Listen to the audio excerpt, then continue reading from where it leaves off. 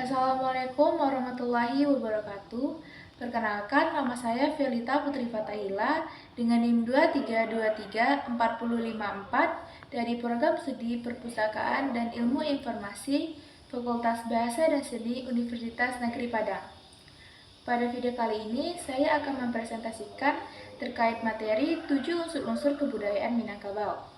Video ini berguna untuk memenuhi tugas mata kuliah Dokumentasi Informasi Minangkabau dengan dosen mengampu Ibu Malta Nelisa Estos M.Hum dan dengan sesi kelasnya 2023-2234-0005. Adapun topik pembahasannya, yang pertama yaitu bahasa, yang kedua sistem teknologi dan alat produksi, yang ketiga sistem mata pencarian, yang keempat sistem kekerabatan, yang kelima sistem pengetahuan, yang keenam sistem religi, dan yang ketujuh kesenian.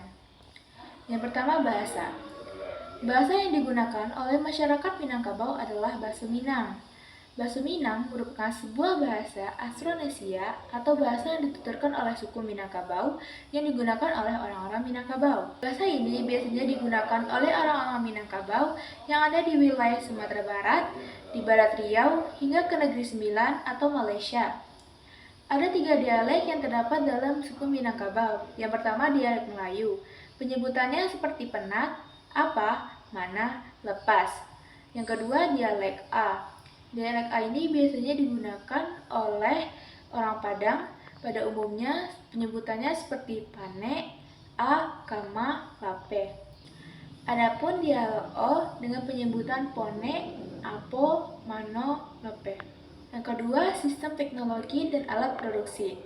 Sistem teknologi berkembang pada masyarakat Minangkabau, yaitu bentuk desa dan bentuk tempat tinggal. Desa disebut nagari oleh orang-orang Minangkabau. Nagari terbagi menjadi 2. Yang pertama daerah nagari, yaitu kediaman utama yang dianggap pusat sebuah desa. Yang kedua tarata, atau daerah hutan atau ladang. Rumah ladang adalah rumah panggung yang bentuknya memanjang dengan atap seperti tanduk kerbau. Ukuran rumah-rumah gadang itu berdasarkan pada jumlah ruangan yang ada di dalam rumah gadang. Biasanya berjumlah ganjil yang dimulai dari 3. Setelah itu ada ruangan didih atau ruang temu atau ruang terbuka yang biasanya digunakan untuk tempat mengadakan pesta. Selanjutnya ada anjung, yaitu tempat kehormatan yang berada di sudut rumah gadang. Yang ketiga, sistem mata pencarian. Masyarakat Minangkabau memiliki sumber mata pencarian utamanya sebagai petani. Masyarakat yang hidup di dataran tinggi biasanya bermata pencarian sebagai penani yang menanam sayur mayur untuk berdagang. Masyarakat yang hidup di daerah dataran rendah biasanya bermata pencarian sebagai nelayan.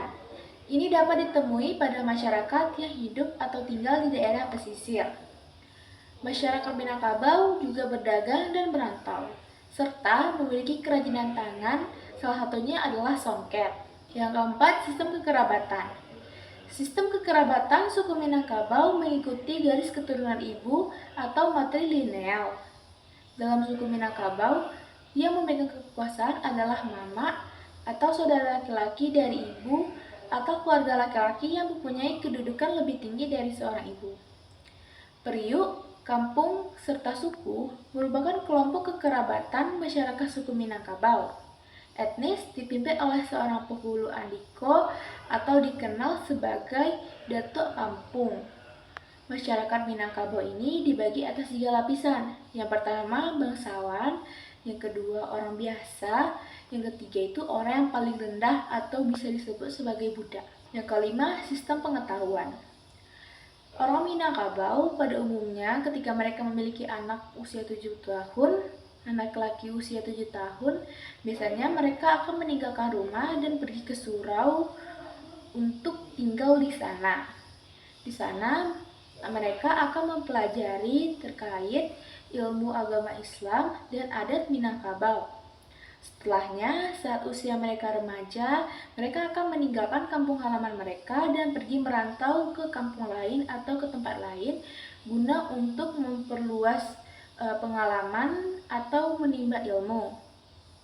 Orang Minangkabau yang berhasil menjadi orang terkemuka ada Abdul Mus, Karil, Anwar, Buya Hamka, dan lainnya. Yang keenam, sistem religi. Masyarakat Minangkabau bermayoritas beragama Islam. Semua tatanan kehidupan masyarakat Minangkabau banyak yang dipenuhi atau didasarkan kepada ajaran Islam.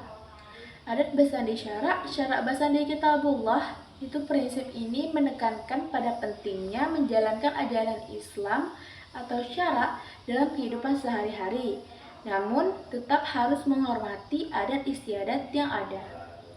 Yang ketujuh, kesenian. Unsur kebudayaan Minangkabau dalam kesenian mencakup beragam bentuk seni tradisional seperti tari, musik, seni lukis, dan sastra. Beberapa contoh kesenian Minangkabau yang mencerminkan kebudayaan lokal antara lain yang pertama ada tari piring, yang kedua tari persembahan, yang ketiga randai, yang keempat salong, yang kelima songket, dan yang keenam sastra Minangkabau. Adapun perayaan dan upacara Minangkabau. Yang pertama itu namanya turun mandi atau bisa juga disebut sebagai pemberkatan bayi. Yang kedua sunat rasul atau bersunat. Yang ketiga barale atau pernikahan. Yang keempat batagak penghulu atau pelantikan penghulu. Yang kelima menyabi atau menuai padi. Yang keenam upacara tabui atau memperingati syahidnya Husain bin Abi Thalib. Yang ketujuh mantan pembukaan atau mengantar makanan kepada ibu mertua di waktu bulan Ramadan. Yang kedelapan ada tanah tasirah atau pelantikan seorang datuk apabila datuk yang sebelumnya meninggal dunia. Adapun kerajinan tangan yang diperoleh oleh masyarakat Minangkabau yaitu yang pertama ada kain songket. Kain songket ini biasanya hanya dipakai oleh golongan bangsawan. Kehalusan dan corak songket menggambarkan pangkat dan kedudukan tinggi seorang pembesar. Selanjutnya itu ada sulaman, ada ukiran, pahatan emas dan perak, selanjutnya ada bordir, dan yang lainnya. Sekian penjelasan dari saya terkait 7 unsur-unsur kebudayaan yang ada di Minangkabau. Akhir kata saya akhiri dengan wabillahi taufiq wa hidayah. Wassalamualaikum warahmatullahi wabarakatuh.